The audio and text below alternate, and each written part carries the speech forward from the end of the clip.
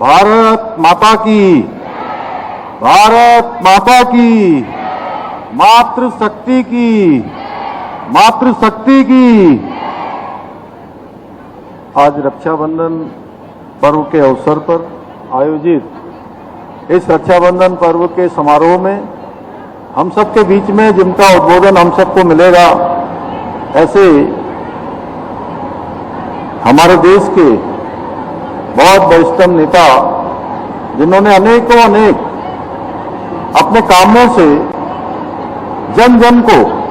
लाभान्वित करने का काम किया है। अभी मेरे से पहले पूर्व वक्ताओं ने बोला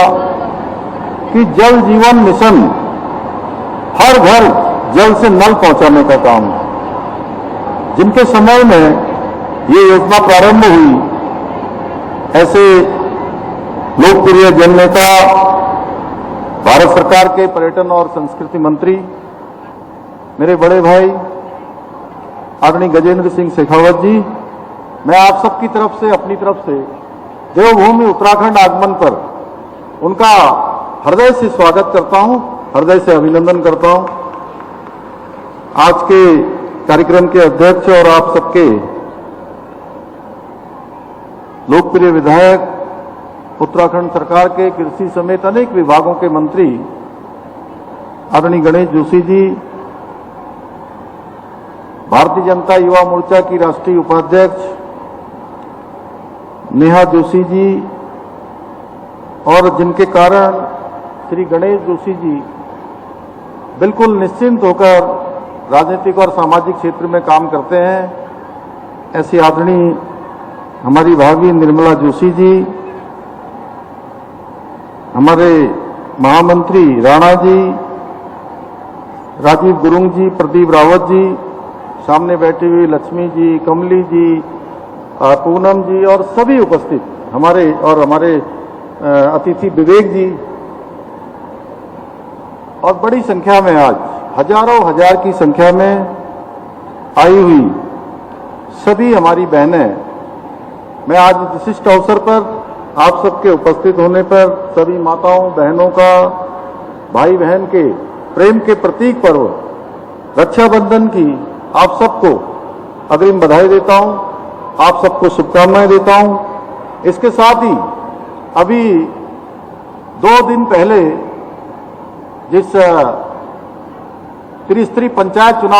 चुनावों की मतगणना भी समाप्त हुई, पंचायत चुनावों का जो काम आप सब लोगों ने लंबे समय से हम सबको जिसका प्रतीक्षा थी, उस पंचायत चुनाव में भी व्यापक समर्थन देने के लिए मैं समस्त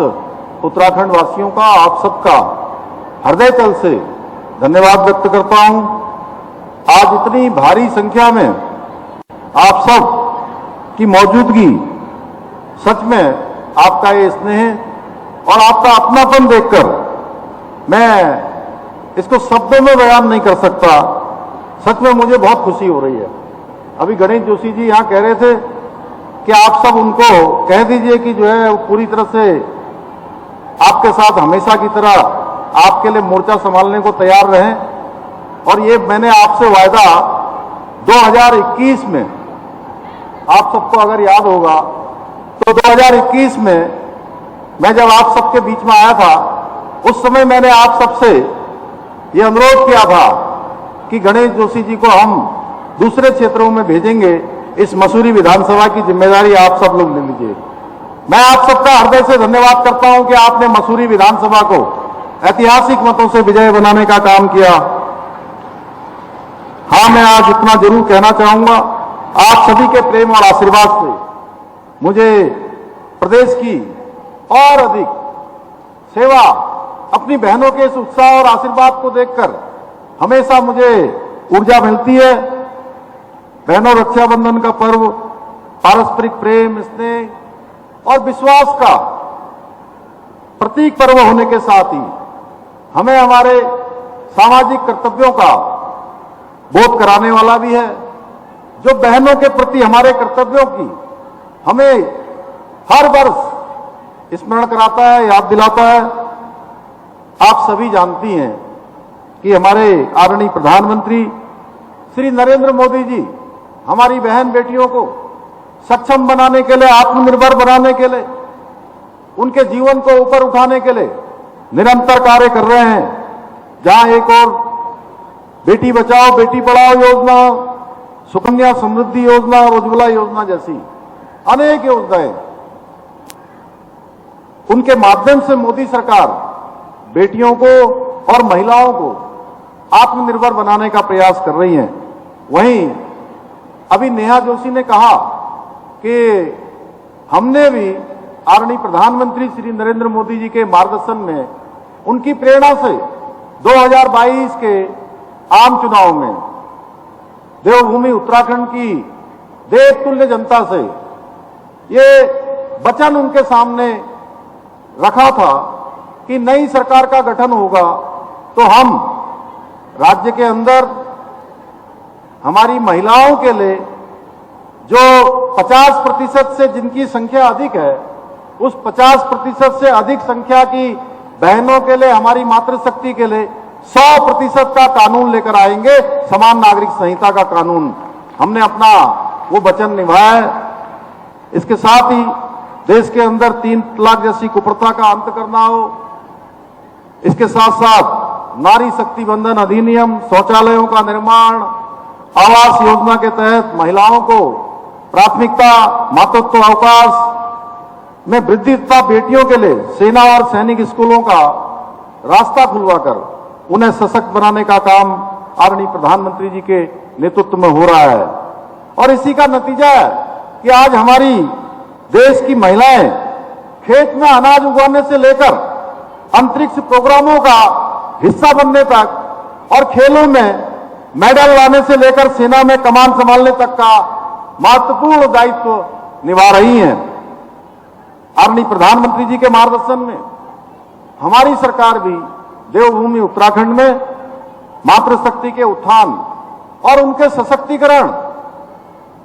के लिए संकल्पित होकर काम कर रही है। हमने जहां महिलाओं के लिए, चूंकि राज्य के अंदर एक बहुत बड़ी कठिन परिस्थितियों में हमारी माताएं बहनें काम करती हैं। मैंने अपनी मां को भी देखा है किस प्रकार से खेतों में काम करना पड़ता था, किस प्रकार से घर में गाय भैंस देखनी होती थी, उसके बाद किस प्रकार से घर चलाना होता था। ये कमोबेश हर एक परिवार में महिलाओं के सामने एक बड़ी चुनौती होती थी। इसी को ध्यान में रखते हुए हमने विधानसभा में विधेयक लाकर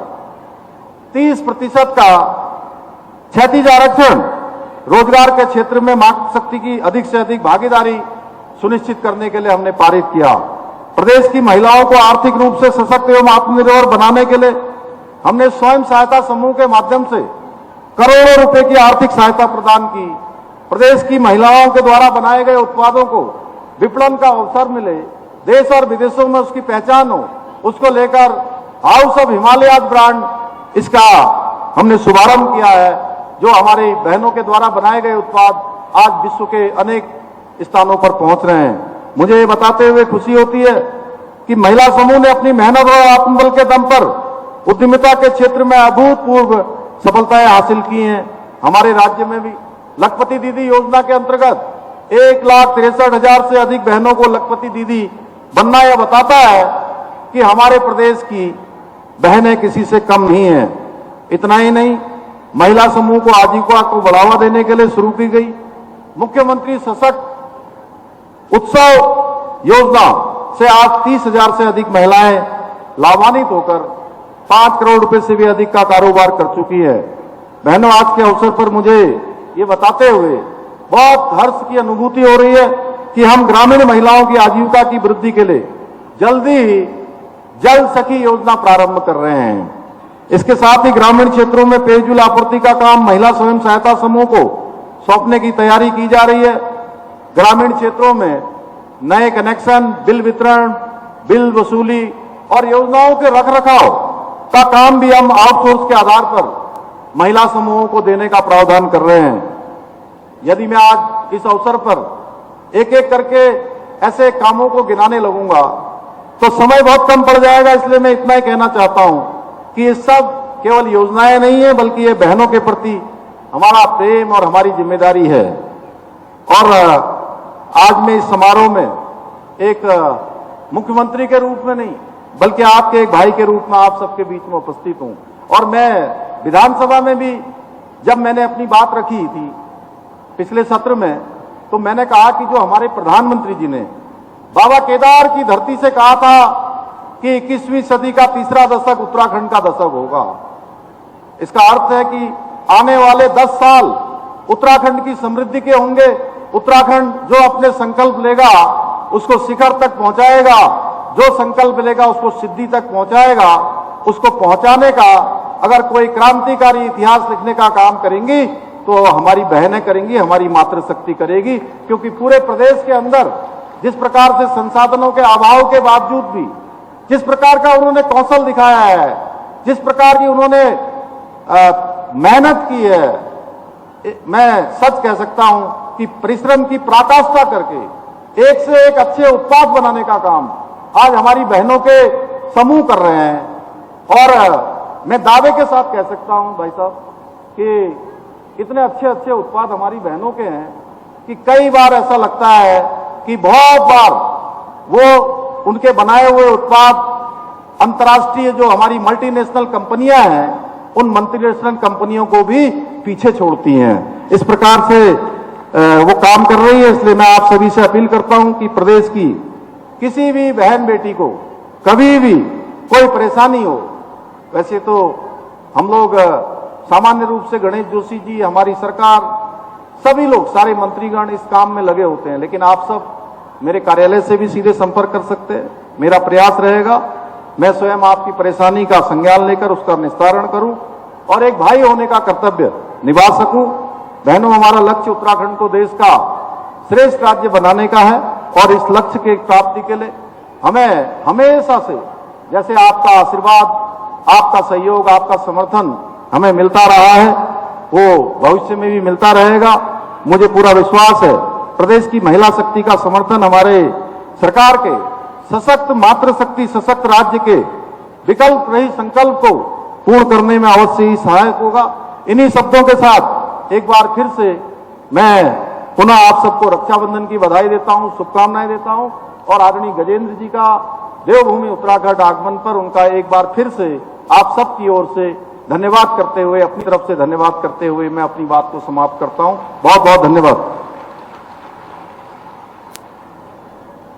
धन्यवाद आदरणीय महोदय। अब हमारे बीच हमारे जो मुख्य अतिथि हैं माननीय श्री गजेंद्र सिंह शेखावत जी, मैं उनके विषय में थोड़ा सा आप लोग को परिचय देना चाहूंगी। आप 2024 से संस्कृति एवं पर्यटन मंत्री भारत सरकार के रूप में कार्यरत हैं। आप जोधपुर लोकसभा का प्रतिनिधित्व करने वाले भारतीय जनता पार्टी के संसदीय सदस्य हैं। आदरणीय श्री गजेंद्र सिंह शेखावत जी छात्र जीवन से ही सियासत में सक्रिय रहे हैं। आप एक अनुशासित एवं गंभीर सरल हृदय नेता हैं। आपका जो राजनीतिक सफर है वो छात्र संघ अध्यक्ष के रूप में शुरू हुआ था और फिर आपने सीमा जन कल्याण समिति, स्वदेशी जागरण मंच एवं विभिन्न संघ के दायित्वों का निर्वहन किया। आपकी विशेष रूप से जो उपलब्धि रही है, राजस्थान जिले के आसपास रहने वाले नागरिकों की शांति के लिए आपने भारत पाक सीमा पर 40 स्कूल और 4 छात्रावास व नागरिक सुरक्षा के लिए विशेष रूप से कार्य किया है। 2014 में लोकसभा का चुनाव लड़ा और कांग्रेस प्रत्याशी को 4,10,000 वोटों से हराया, जो कि जोधपुर का रिकॉर्ड है। आज तक वहां कभी किसी ने ऐसा नहीं किया। आपने केंद्रीय मंत्रिमंडल में कृषि एवं कल्याण राज्य मंत्री के पद पर काम किया। 2019 में दोबारा जोधपुर से लोकसभा का चुनाव लड़ा और कांग्रेस प्रत्याशी वैभव गहलोत को 2,74,000 वोट से हराया और आपको पुनः मोदी सरकार में कैबिनेट मंत्री के रूप में जल शक्ति मंत्रालय का कार्य सौंपा गया। हमारे आज के मुख्य अतिथि बहुत कम समय में कार्यकर्ता से सांसद, राज्य मंत्री, थोड़ा सा सर जानना चाहेंगे। और सबसे बड़ी विशेषता सर, एक बात और कहना चाहूंगी कि आप के पास मिलने के लिए कभी किसी कार्यकर्ता को और जनता को अपॉइंटमेंट नहीं लेना पड़ता। आपकी सरलता इतनी ज्यादा सरल सौम्य है, ये एक विशेष बात है जनप्रतिनिधि होने के नाते। आपका धन्यवाद, आभार। मुझे लगा ये दीदी बहुत देर तक नहीं रुकेंगी, इसलिए मैं खड़ा हो जाता हूं। बोले भारत माता की, भारत माता की। रक्षाबंधन के इस भव्य और गरिमामयी समारोह में मंच पर हम सब के बीच में उपस्थित उत्तराखंड के यशस्वी और सम्माननीय मुख्यमंत्री, मेरे छोटे भाई श्री पुष्कर सिंह धामी जी, मंच पर उपस्थित उत्तराखंड सरकार के सम्माननीय मंत्री और मसूरी के यशस्वी विधायक आदरणीय श्री गणेश जोशी जी, मंच पर उपस्थित आदरणीय मेयर साहब, आदरणीय जिलाध्यक्ष जी, हम सब की भाभी आदरणीय निर्मला जोशी जी, मंच पर उपस्थित युवा मोर्चा की राष्ट्रीय उपाध्यक्ष आदरणीय नेहा दीदी, माननीय महामंत्री राणा जी, दोनों मंडल अध्यक्ष, मंच पर उपस्थित, मंच के सामने उपस्थित सभी सम्मानित जनप्रतिनिधिगण, पार्टी के दायित्ववान कार्यकर्ता, भगवा का वेश धारण करके इस धर्म की ध्वजा को अक्षुण्ण रखने के लिए अपना जीवन समर्पित करने वाले टपकेश्वर मंदिर के सम्माननीय महंत जी, कार्यक्रम में उपस्थित गणेश जोशी जी की इतनी सारी बहनें। मुझे भगवान ने 6 बहनें दी। मेरे परिवार में, मेरे दादा के परिवार में मेरी 6 बहनें, मैं 6 बहनों का इकलौता भाई, और मुझे बचपन से लेकर के अब तक मेरी बहनों का असीम स्नेह और प्यार मिला। लेकिन आज मुझे यहां आकर के गणेश जी आपसे थोड़ी थोड़ी ईर्ष्या हो रही है। मुझे तो 6 मिली और आपको मुझे लगता है कि 26,000 मिल गई। जब गणेश जोशी जी पहली बार मुझे निमंत्रित करने के लिए आए थे, आज से 3 साल पहले, और इस कार्यक्रम के बारे में इन्होंने चर्चा की थी, और जब इन्होंने मुझे कहा था, मेरा गणेश जी से परिचय था, मैं ये मानता था कि ये फौजी आदमी है, संजीदा नेता हैं, बहुत अच्छी बात करते हैं, जो वास्तविकता होती है वही कहते। जब इन्होंने मुझे कहा कि मेरे रक्षाबंधन उत्सव में 20,000 बहनें आती हैं और 20,000 बहनें आकर के मुझे राखी बांधती हैं, मैंने मन में सोचा कि मैं मानता तो ठीक ठाक आदमी था, ये तो कुछ मानने लगता है कि बंडल मार रहे हैं। मुझे एकाएक भरोसा नहीं हुआ था कि 20,000 बहनें किसी व्यक्ति को इस तरह से राखी बांधने के लिए अपना प्रेम, और प्रेम के साथ में, प्रेम प्रदर्शन के साथ में अपनी रक्षा का संकल्प लेने के लिए, रक्षा सूत्र बांधने के लिए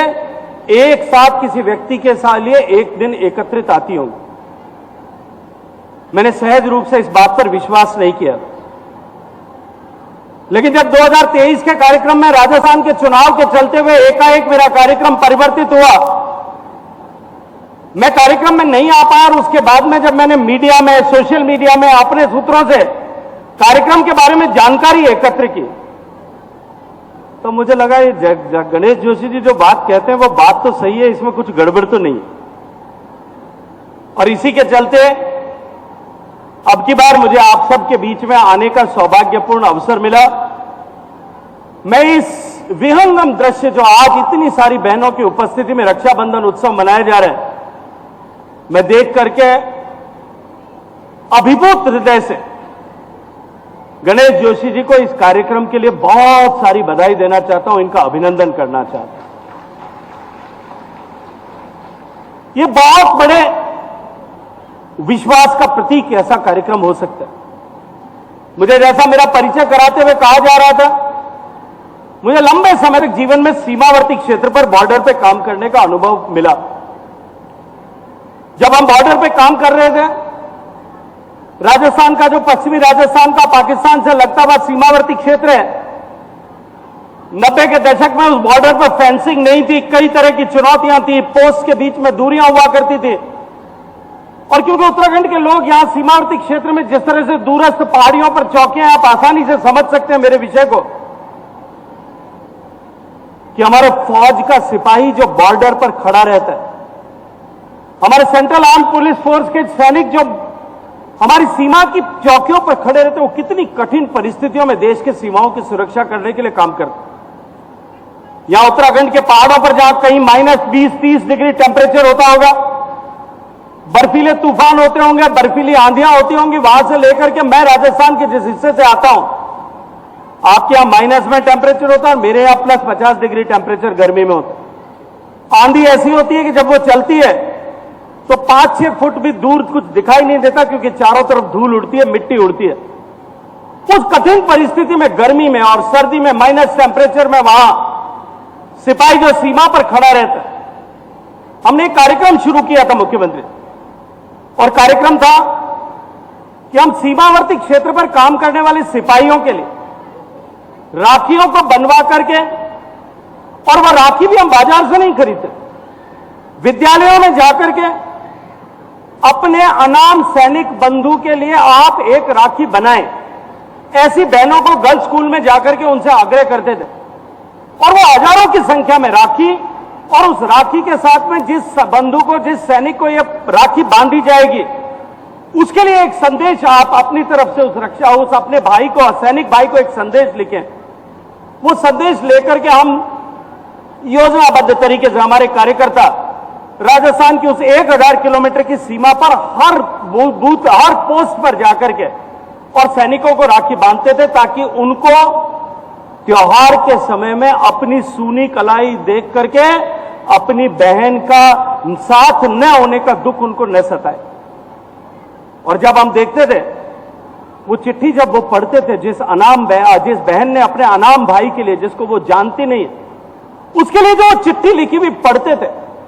मैंने देखा है, मुझे लगभग 20-22 साल तक लगातार हर राखी पर इस तरह सीमावर्ती क्षेत्र पर जाने का अनुभव मिला, सौभाग्य मिला। उस चिट्ठी को पढ़ करके सैकड़ों सैनिक जो हैं वो बच्चों की तरह जार रोते थे उसको याद करके, और उसके बाद में उनमें से कई सारे सैनिकों के जीवन पर्यंत रिश्ते उसके चलते हुए बन जाते। लेकिन आज यहां का दृश्य देख करके मुझे निश्चित रूप से अत्यंत प्रसन्नता भी होती है, और जैसा सौभाग्य आदरणीय गणेश जोशी जी को मिला है, इन्होंने जो अर्जित किया है, जो सृजित किया है, इसको देख करके मुझे इनकी प्रशंसा करने का के शब्द मेरे जो है वो कम पड़ने लग जाते। तो हमारा भारत देश ये संस्कृति का धनी देश है, ये उत्सवों का, ये पर्वों का, ये त्योहारों का देश है। हमारे ऋषियों ने, मनीषियों ने जीवन के हर पक्ष, जीवन के हर रिश्ते, उन सब के साथ में, उन सब के निमित्त कहीं ना कहीं प्रकृति और पर्यावरण के हर घटक के साथ हमारा साहचर्य संबंध बने, उसके लिए कहीं ना कहीं किसी व्रत की, त्योहार की, किसी पर्व की, उत्सव की संकल्पना की। और इस उत्सव और त्योहारों की संकल्पना की जो बड़ी माला है, उसमें जो सबसे चमकता हुआ हीरा इस देश के त्योहारों में है, मैं जिम्मेदारी के साथ में कहता हूं, बहनों का भाई होने के नाते, कि वो रक्षाबंधन का उत्सव। ये रक्षाबंधन आदिकाल से जिसकी कल्पना भारत में की गई, ये आज कालांतर में सिमटते सिमटते आप भाई बहन के त्योहार के रूप में हो गया। बड़ा याद करिए, दानवेंद्रो बलिर राजा, दानवेंद्रो बलिर राजा, जो अब जो श्लोक लिखा गया, दान बद्धो बलिर राजा दानवेंद्रो महाबली, उस श्लोक में राजा बलि से भगवान खुद जाकर के और अपना रक्षा सूत्र बांध करके उससे आशीर्वाद प्राप्त करके उससे कुछ मांगते, वहां से लेकर के कि व्यक्ति जो है जिसको रक्षा सूत्र बांधे। इतिहास में अनेक ऐसी जो है उदाहरण मिलते हैं। मेरी वीर माता बहनें यहां बैठी हैं, जो वीर नारियां, वीर माताएं यहां आई हुई हैं, मैं उनका अभिनंदन करने में कहना चाहता हूं। मैं सैनिकों के परिवार से आने वाला व्यक्ति, रानी कर्मवती की घटना मध्य भारत के इतिहास में, मध्यकालीन इतिहास में आप सबने पढ़ी होगी, जब उसने एक रक्षा सूत्र भेज करके अपनी रक्षा का संकल्प मांगा, और तब किस तरह से उसकी रक्षा की और उन्होंने शत्रु को पराजित किया। ऐसी अनेक गाथाएं हमारे इतिहास में दर्ज। भारत के इतिहास में ढूंढने जाएं अनेक बहनों ने जब रक्षा का सूत्र, संकल्प सूत्र बांधा होगा, या बहन ने जब अपनी रक्षा, अपने सम्मान की, अपने स्वाभिमान की रक्षा के लिए कहीं याचना की होगी, अनेक लोगों ने अपनी पीढ़ियां कुर्बान कर दी। लेकिन भारत में इस तरह के त्योहारों की जो संकल्पना थी, वो धीरे धीरे कालांतर में पारिवारिक उत्सव के रूप में केवल परिवार की बहन औपचारिक रूप से अपने भाई को राखी बांधे, यहां तक सिमट गया था। लेकिन आज उस पारिवारिक उत्सव को एक बार फिर सामाजिक उत्सव के रूप में जिस तरह से गणेश जोशी जी ने विस्तार दिया है, मैं उसके लिए भी एक बार फिर गणेश जोशी जी का बहुत सारा अभिनंदन करना चाहता हूं। मेरी बहनें यहां बैठी हैं, ये सब जानती हैं कि रक्षा सूत्र केवल एक धागा मात्र नहीं होता, वो रक्षा का, प्रेम का, संकल्प का, उसका प्रतीक। और ये पर्व हमें बताता है कि समाज में हर नारी की रक्षा करना, उसकी गरिमा की रक्षा करना, वो केवल परिवार का या मां जन्म में सहोदर भाई का केवल कर्तव्य नहीं है, पूरे समाज का कर्तव्य है, देश के हर एक नागरिक का कर्तव्य। और तभी जैसा आदरणीय मुख्यमंत्री जी ने अभी कहा, माननीय प्रधानमंत्री जी के नेतृत्व में देश की नारियों का सम्मान बढ़े, उनका स्वाभिमान जागृत हो, उसको लेकर के अनेक योजनाएं प्रारंभ की गई। 2014 से लेकर के जब यात्रा माननीय प्रधानमंत्री जी के नेतृत्व में प्रारंभ हुई, आप सब देखिए कि प्रधानमंत्री बनने से पहले जब उन्होंने संकल्प देश के लोगों के सामने संसदीय दल का नेता चुने जाने के समय किया था, उन्होंने कहा था कि मेरी सरकार गांव, गरीब, किसान, पीड़ित, महिला, शोषित और वंचित इन सब के लिए समर्पित होकर के काम करेगी। आज गरीब कल्याण की जितनी योजनाएं माननीय मुख्यमंत्री जी ने चर्चा की, मैं ज्यादा विस्तार नहीं देना चाहता। गरीब को घर मिले, गरीब के घर में बिजली पहुंचे, गरीब के घर में शौचालय बन पहुंचे, गरीब के घर तक पीने का पानी पहुंचे, हर मां को जो है वो बैंक के खाते के साथ में कनेक्ट किया जाए, गैस का चूल्हा उसके घर तक पहुंचे। इन सब योजनाओं के मूल में यदि किसी एक वर्ग के कल्याण का मंत्र था तो वो था महिलाओं के जीवन में परिवर्तन लाने के, ताकि वो इन मूलभूत आवश्यकताओं के अभिशाप से मुक्ति पाकर के देश के निर्माण में अपना योगदान कर सके। इस संकल्प के साथ में इन योजनाओं का सूत्रपात किया गया। योजनाएं इस देश में पहले भी बनती थी, लेकिन इन योजनाओं को केवल भाई भतीजावाद के चलते कुछ लोगों तक, अपने वोटों के वोट बैंक को सुनिश्चित करने के लिए कुछ लोगों तक उस योजनाओं का विस्तार होता था।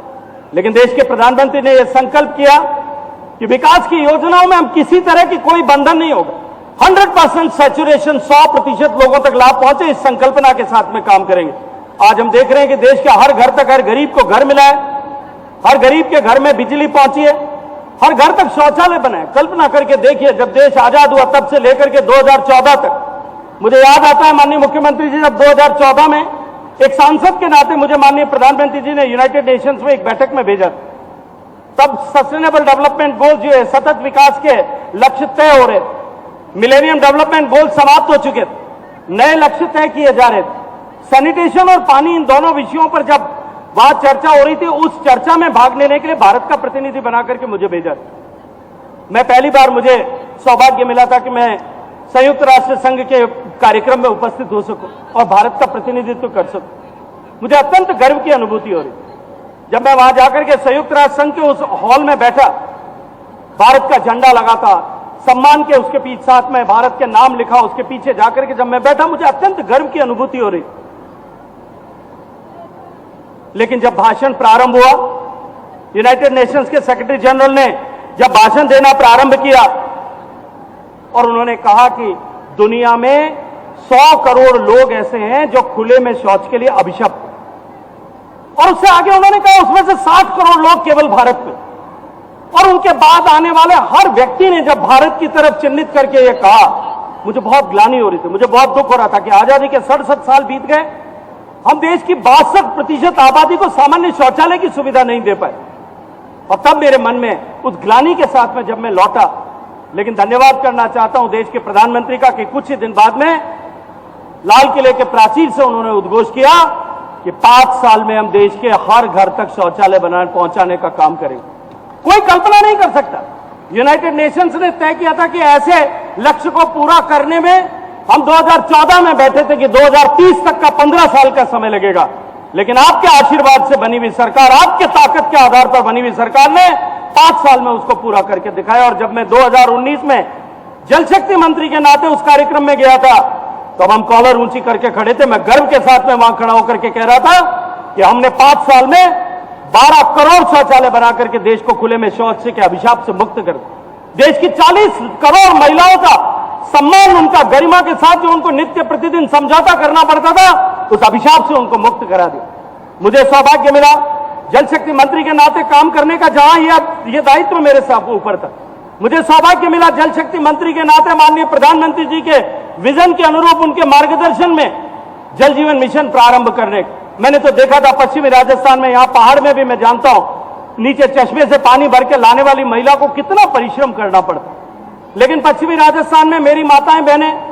छोटी उम्र में पानी सर पर ला करके जो यात्रा प्रारंभ करती है सर पर लाने की, वो बूढ़े हो जाती है, कमर झुक जाती है, तब तक वो यात्रा चालू रहती। एक महिला अपने जीवन में पानी लाने के लिए जितने कदम पश्चिमी राजस्थान में चलती थी, अगर उसको सीधे सीधे न्याय विधि अगर उसको जोड़ दिया जाए तो वो अपने जीवन काल में धरती की 3 बार परिक्रमा करने जितना परिश्रम करती थी। लेकिन माननीय प्रधानमंत्री जी का अभिनंदन है, उन्होंने कहा देश की माताओं बहनों को इस अभिशाप से मुक्त कराएंगे। आज देश में 19 करोड़ घरों में से लगभग 17 करोड़ घरों तक पीने का पानी पहुंच गया। आज माननीय प्रधानमंत्री जी के नेतृत्व में जिस तरह से महिलाओं के सशक्तिकरण के लिए काम हो रहा है,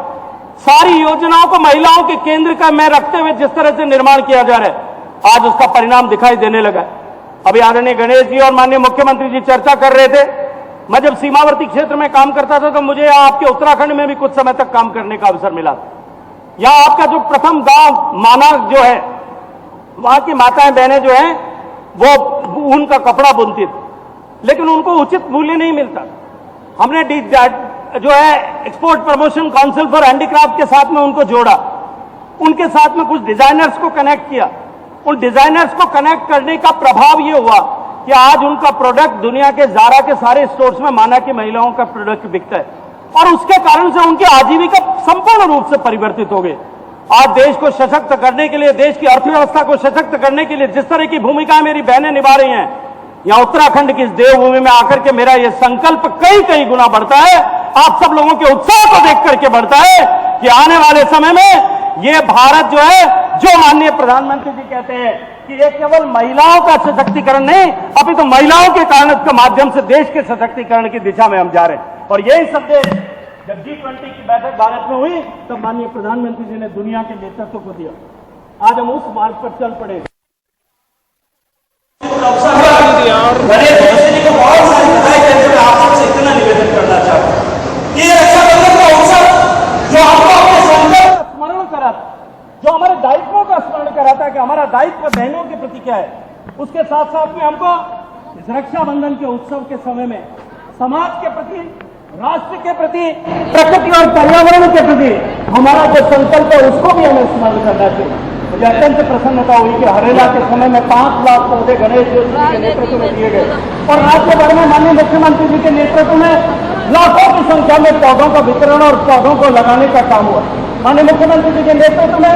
महिलाओं के माध्यम से, जैसा उन्होंने कहा कि माध्यम से सारी आर्थिक गतिविधियां, सरकार की सारी योजनाएं चले, इस दिशा में ये आगे बढ़ रहे हैं। मैं ये मानता हूं कि हम संकल्प लेकर के इस कालखंड में जब हमारा देश संपरिवर्तन के दौर से गुजर रहा है, ट्रांसफॉर्मेशन के दौर से गुजर रहा है,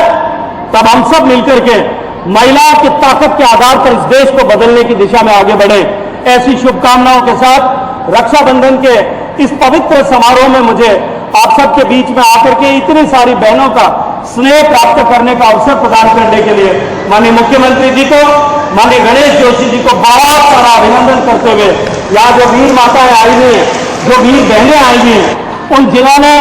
अपना सर्वस्व इस समाज के लिए, इस राष्ट्र की रक्षा के लिए समर्पित किया है, उनके श्री चरणों में प्रणाम करते हुए, क्योंकि उनके दर्शन का सौभाग्य मुझे मिला है, मैं एक बार फिर गणेश जोशी जी को, न्याय जी और माननीय मुख्यमंत्री जी को बहुत सारी बधाई और अभिनंदन करता हूं, इनका धन्यवाद करता हूं। बोले भारत माता की